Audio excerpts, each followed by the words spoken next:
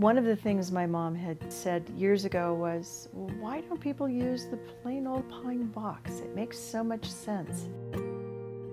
And just as simple as you can make it, why do anything more? You're going back to the earth. I have family connections to Quakerism. My grandmother was a Quaker. And the simple life was something we always admired.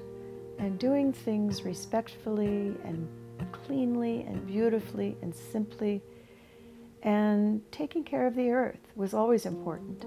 So we worked with the people at the natural funeral who were wonderful, so sensitive and so kind.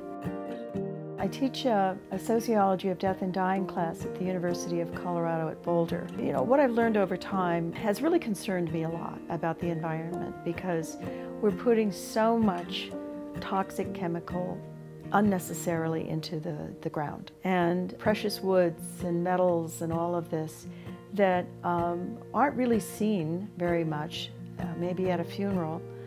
And then they're buried and they're gone. And they're even sealed within a concrete vault. But the whole process of embalming is I think, kind of a violence to the body because it's draining out all the natural fluids and replacing it with toxins that don't really preserve the body for very long, just for a very short period of time, but help us in our death denial. I want to make a difference in the world myself and do good in the world.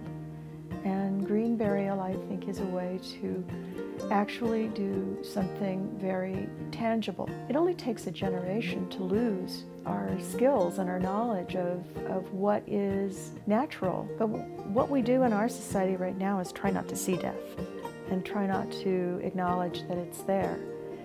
And as much as we can, not to be involved. But then I think we start to regret it. I think it makes our grief harder. I think it helped me to see that I'm with you, Mom, till the end. And even then.